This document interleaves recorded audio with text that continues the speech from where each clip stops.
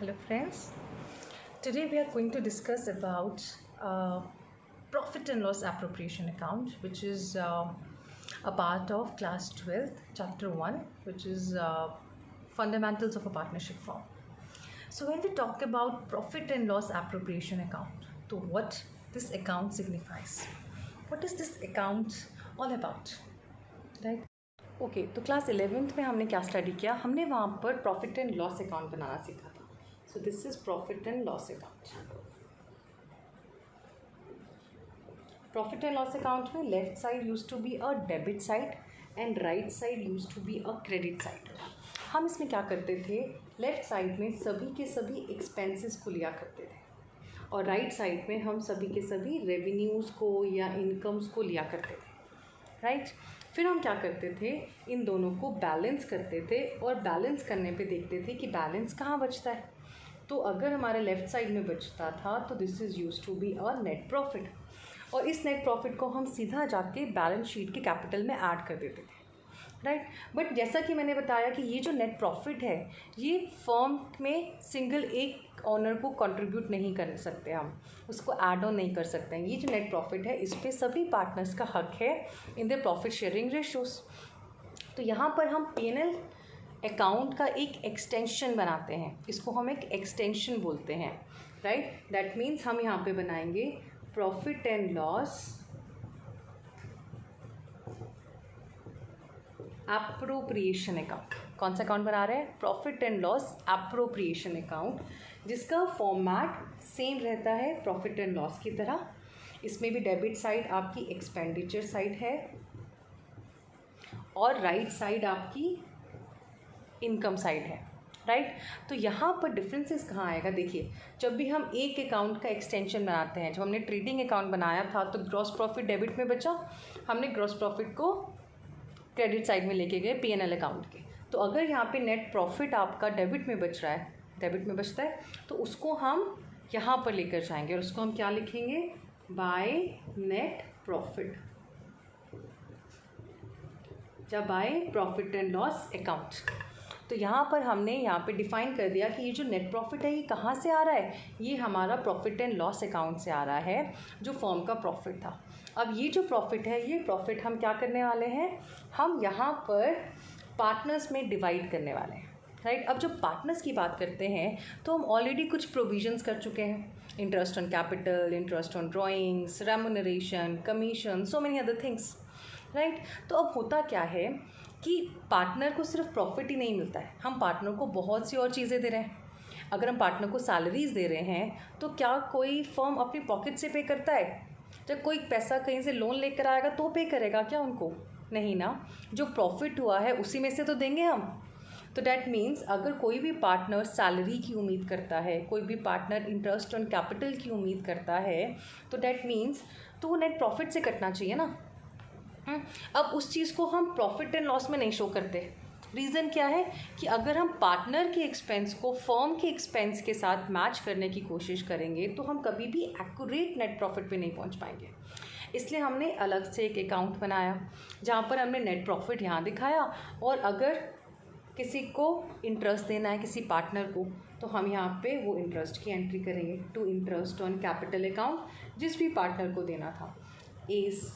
ए का interest, B का interest यहाँ पे लिखा. कोई सैलरी मांग रहा था तो टू सैलरी अकाउंट हमने उसको सैलरी दे दिया, A is capital account, B is capital account, right. हम यहाँ पे क्या लिखते हैं क्योंकि ये उनके सीधा कैपिटल अकाउंट में जाती है तो हमने उनके सीधे कैपिटल अकाउंट में इसको चार्ज किया है, राइट. ये एप्रोप्रिएशन है तो यहाँ पे एप्रोप्रिएट कर रहे हैं उसको. तो यहाँ पर हमने उनके अकाउंट्स में डायरेक्टली ट्रांसफ़र किया.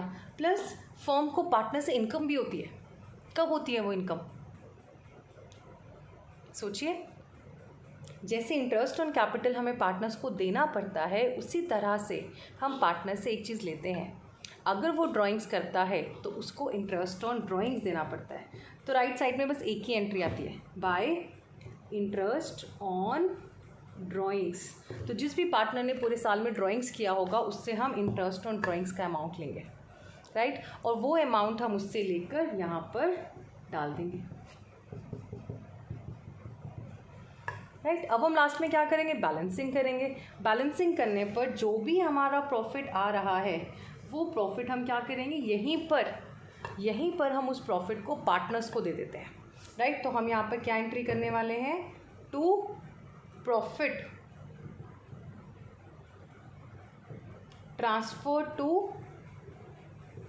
ए's capital account, B's capital account, और यहाँ पे हम उसको लिख देंगे, राइट। तो हमने क्या किया, हमने पहले फॉर्म का प्रॉफिट निकाला, फॉर्म के प्रॉफिट में से हमने पार्टनर के एक्सपेंस और पार्टनर से होने वाली इनकम को डिडक्ट किया, और फिर जो प्रॉफिट बचा वो हमने पार्टनर्स को दिया।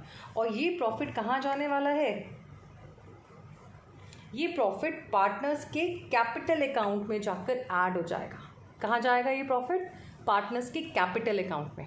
देखिए उनकी बैलेंस शीट में नहीं जाएगा, तो यहाँ पर एक स्टेप और आगे बढ़ गया। वो हमने पहले ट्रेडिंग अकाउंट बनाना सीखा, प्रॉफिट एंड लॉस सीखा, फिर बैलेंस शीट सीखा, बट यहाँ पर क्या हो रहा है, हम प्रॉफिट एंड लॉस की जगह profit and loss appropriation account बना रहे हैं।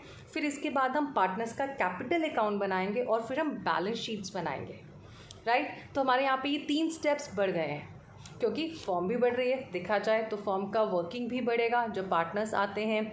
So they are so many things to be distributable, they are so many things. कोई पार्टनर आता है, कोई पार्टनर फॉर्म को छोड़ के चला जाता है, किसी पार्टनर की डेथ हो जाती है, राइट। कभी फॉर्म को डिज़ोल्व करना पड़ता है।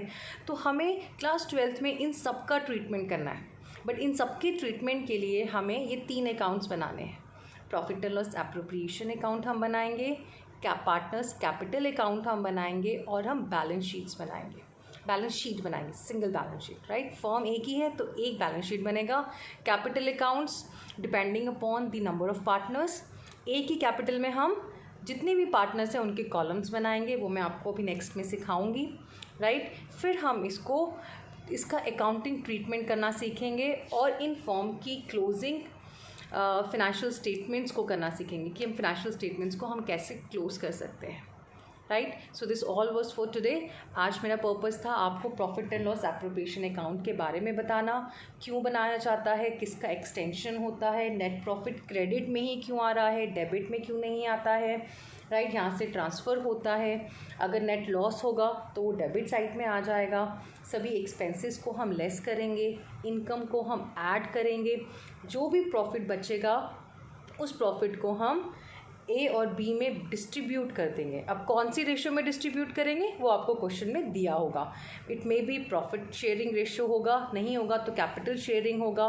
और अगर पार्टनरशिप डीड एग्जिस्ट नहीं करता है तो मैंने क्या बताया था लास्ट क्लास में, क्या करना है हमें, अगर पार्टनरशिप डीड नहीं है तो profits and losses will be shared equally by the partners, right? So that's all for today. I hope you have understood this concept. Thank you all for your time. Thank you so much.